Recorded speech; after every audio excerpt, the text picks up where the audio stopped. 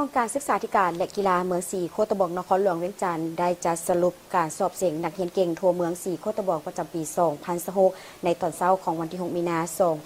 2026 โดยการเข้าร่วมของทานสันติวรรณสุขรองประธานคณะกรรมการปกครองเมืองสีโคตะบองทานขันไซแสงสุนีรองหัวหน้าแผนกศึกษาธิการและกีฬานครหลวงเวียงจันทร์ทานคำสิงห์ดวงดาราหัวหน้าห้องการศึกษาธิการและกีฬาเมืองสีโคตะบองพร้อมด้วยครูอาจารย์และผู้ปกครองน้องนักเรียนภายในเมืองเข้าร่วม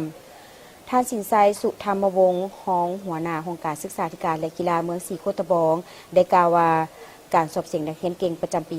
2026 แม่นปฏิบัติตามนโยบายของกระทรวงศึกษาธิการและกีฬาวางออกซึ่งได้รับการจัดตั้งปฏิบัติมาแต่ดนนานจนกลายเป็นประเพณีทุกปีแม่นต้องได้มีการสอบเสียงดังกล่าวโดยปฏิบัติตามเงื่อนไขที่ได้วางออกให้แต่ละชั้นเรียนมีจำนวนโควตาเข้าสอบเสียงนักเรียนเก่งคนหนึ่งหรือ2คนแม่นอิงใส่จำนวนนักเรียนของชั้นเรียนในเกณฑ์การสอบเสียงนักเรียนเก่งครั้งนี้ประกอบมี3ชั้นเรียนมีชั้นประถมป .5 มัธยมตอนต้นม .4 และมัธยมตอนปลายม .7 มีน้องนักเรียนเข้าร่วมสอบเสียงทั้งหมด763คนหญิง470คนในนั้นชั้นป .5 มี315คนม .4 มี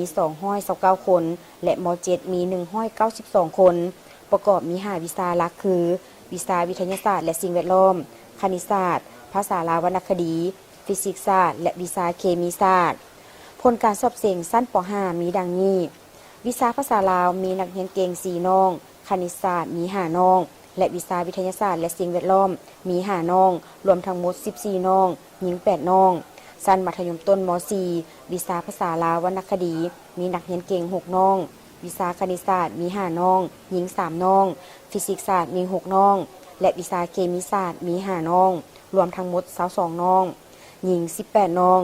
สำหรับชั้นมัธยมปลายม .7 วิชาภาษาลาววรรณคดีมีนักเรียนเก่ง6น้องคณิตศาสตร์มี5น้องหญิง2น้องฟิสิกส์ศาสตร์มี6น้องหญิง3น้องและวิชาเคมีศาสตร์มี5น้องหญิง4น้องรวมทั้งหมด22น้องเป็นหญิง14น้องในโอกาสนี้ทานสันติวรรณสุขได้มีคำเห็นว่าการสอบเสียงนักเรียนเก่งประจำปีโดยรวมมีความสำคัญหลายเป็นการประเมินเป็นการคัดเลือกน้องนักเรียนและเป็นเครื่องมือวัดแทกระดับความรู้ความเอาใจใส่และทักษะของน้องนักเรียนการสอบเสียงนักเรียนเก่งยังแม่นกลไกหนึ่งช่วยยกระดับคุณภาพของการศึกษาสร้างแรงจูงใจ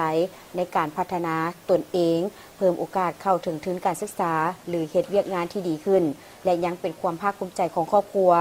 ความภาคภูมิใจของครูอาจารย์แต่การสร้างนักเรียนเก่งก็บ่แม่นเรื่องง่ายต้องได้มีการประกอบส่วนจากหลายภาคส่วนและหลายปัจจัยที่ช่วยหมุนเป็นต้นแมนการสนับสนุนของครอบครัวความสามารถความเอาใจใส่และวิธีการซิดสอนของครูอาจารย์รวมทั้งความอดทนพยายามความแสวงหาและพรสวรรค์ของน้องนักเรียนหากสิ่งที่กล่าวบ่กลมเกลียวยากที่จะบรรลุได้ทุกภาคส่วนต้องได้รับผิดชอบช่วยกันและมีการประสานสมทบอย่างกลมเกลียว